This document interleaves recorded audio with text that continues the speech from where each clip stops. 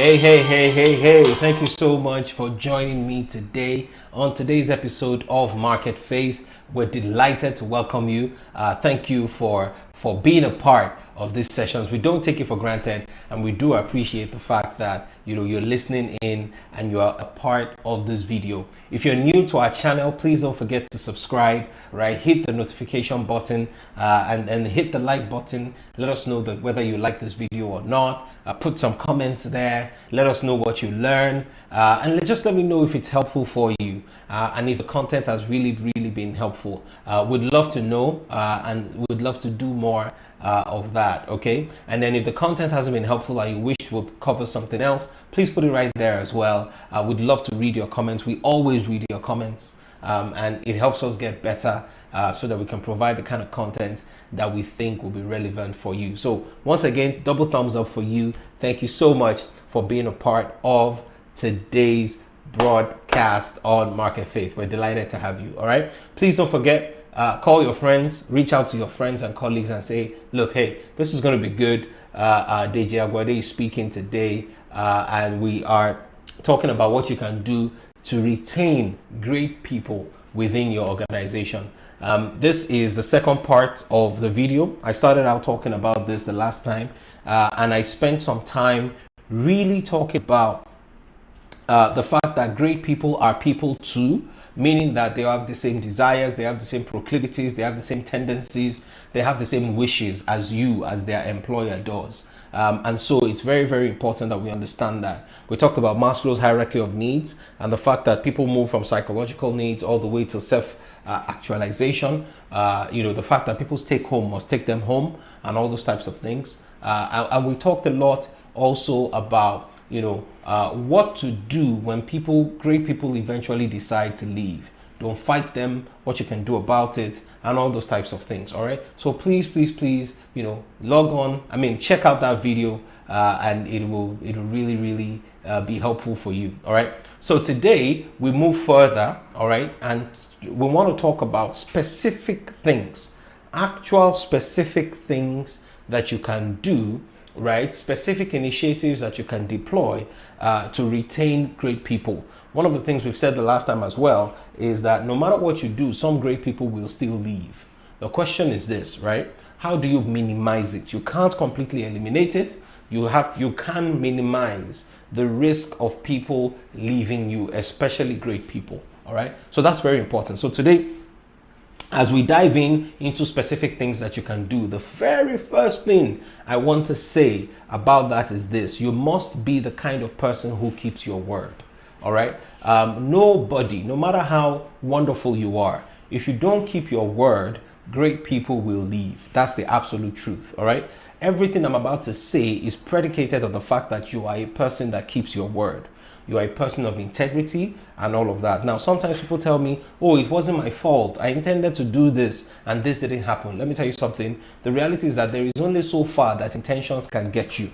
If you don't get things done the way you should get them done, intentions will not help you by itself. All right. So it's important that you keep your word. If you say you will do something in year 1 and you didn't do it, people can understand. But by year 2, year 3, you need to try and get those things done. Because if every time you say something, you don't keep your word, people will stop believing you and they will leave all the same. Okay. So everything I'm about to say is predicated on the fact that you are a person that keeps your word. And I'm saying this and emphasizing because many business owners really, unfortunately, are not able to keep their word. Some of them is their fault. Some of them is not their fault.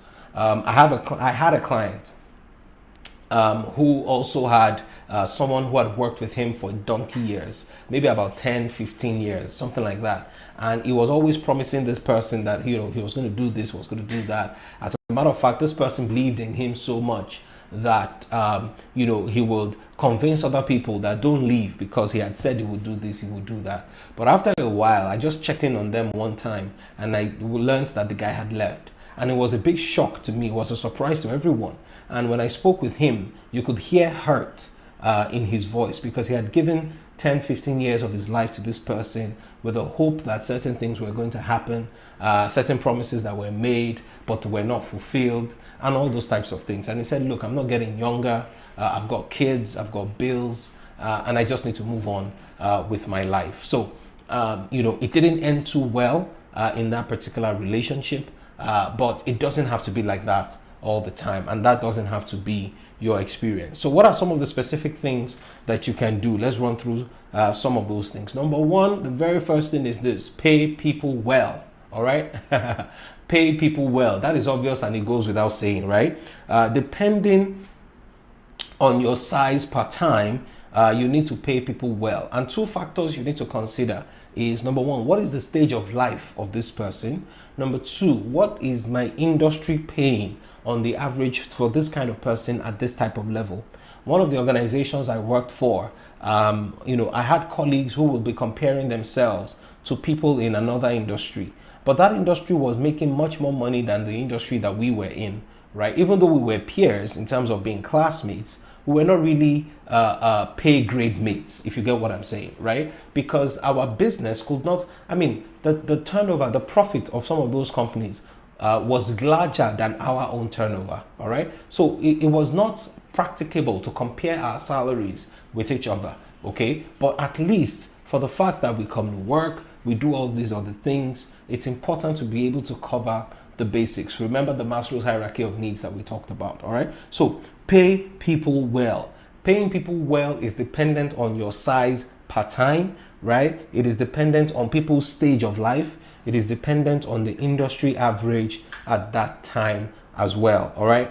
Pay people well, all right? I'm not going to say too much about that, but please pay people well. The second thing, which is also a bit obvious, right, is give as much benefits as you possibly can, all right? The health management, insurance, right? The general insurance, pension, leave allowance, compassionate leave, encourage your people to attend their kids' celebration in school. If people see more and more that they can be great in their homes and great at the job, I think that the tendency to keep them will be a lot higher. Okay, as many benefits as you can. Some trainings can be local, but make them foreign, just to give people that feeling and that sense of, I attended an international training on my job and all those types of things. All right, give people benefits that they can leverage, they can use, that can add value to them. All right, you don't catch a fish on your terms, you catch a fish on the terms of the fish. So don't give benefits that you will like, find out the benefits that they would like and give that. For some people, it's just an extra day off that will make things grand for them, all right? So think about that. The third thing that you can consider doing is what is bonuses and profit sharing. At the end of the year, share bonus, right? At the end of maybe a quarter, you declare profit, you declare profit sharing, you declare bonuses, etc. People have worked hard for you in the course of the year, and it's always a good thing if you can do that. I know organizations where people say things like, look, the bonus in this place is fantastic. I can't just leave anyhow. I have to think about it very well. So when I think about how much I earn, I don't just earn my salary. I earn my salary plus the bonus that I earn. And when I look at that on the average, it helps me to understand, what I earn. So if you can't match that, then it becomes very difficult for us to even begin to have a conversation around that. Okay. So number 4, sell a vision.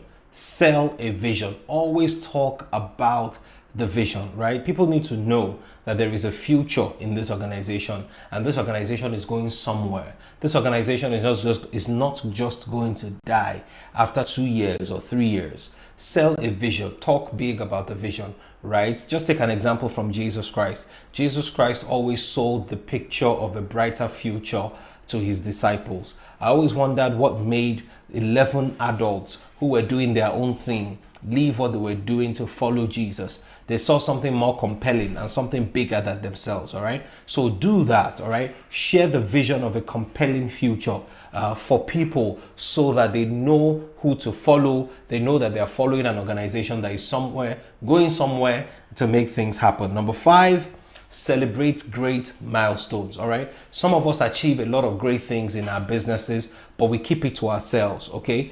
There's a reason why churches have a lot of testimonies, because what has happened, when people see what is happening, it gives a sense of assurance that if it can happen for somebody in this organization, it can happen for me as well, all right? So share testimonials of milestones that you have achieved. Celebrate the wins, celebrate the contract that you got, celebrate the effort of people, right? Nobody likes to work in an organization where things are a bore, right? It seems like nobody's achieving anything, nobody's doing anything great, and things are just the way they are. So please go ahead and celebrate your amazing victories and your amazing wins, all right? Number 6, feedback, right? Great people like to get feedback, and they want to be able to give you feedback as well, all right? I think it was Matthew Ashimolowo that said, Pastor Matthew that said, feedback is the breakfast of champions, okay? So take feedback and give productive feedback, okay? Very, very important. Even Jesus looked at his disciples and said, who do men say that I am? Then who do you say that I am? And then he also spoke to Peter, told Peter certain things to do and whatnot, all right? So give feedback and get feedback. Open and honest communication is very important, especially when you're dealing with people who are very good at what they do. You must deal with the elephant in the room per time. If there is an elephant in the room, don't act like that elephant does not exist. So for example, you know your people are not happy with their compensation. Don't act like as if they are happy, all right? Deal with it. Deal with that issue. Deal with that elephant in the room at every point in time. All right. Don't be afraid to talk about the things that are going on. Don't be afraid to communicate what's going on, right? And all of that, because sometimes some of these people have more value to add than you would even imagine within your scope and all of those types of things. Number 7 is sense of achievement. All right. Do things through them. Okay. Let them be part of getting things done. Jesus Christ could have taken all the shine and all the glory in multiplying the 5 loaves and fish, but he asked the disciples to be part of that process, right? And he gave them, the actual multiplication happened in their hands, not necessarily in the hands of Jesus. Jesus prayed and the multiplication happened in their hands. What does that mean? Let people do things with their hands, right? And celebrate that, right? Let them achieve things. Let them do things. Give them tasks that you know that they will succeed at, all right? And brag about it, right? And talk about it. Brag about them to other customers, right? You know, God looked at the sons of men and he said, have you seen my servant Job? There is a reason why he was bragging about Job, right? Brag about your people, right? When you go into a meeting with a customer, they say, look, you know, how has this guy been? You know, he's been phenomenal. Every customer that he deals with and all of that and all of that. One of the things that we'll do is that the customer begins to see that person in a very different light and in a very different way. You know, one of, you know, my own pastors is something that he does very well. He's very good at it. If he's in the midst of his friends and you are with him and you are someone that does great things, he's always talking about you. Oh, he did this, he did this, he did that. And it gives a certain level of boost in your morale. And you always want to work for that kind of person because you know that, you know, they appreciate the work that you do, they appreciate the effort that you do, and they understand that it's not a one-man journey, it's not a one-man thing, and they see the greatness that is inside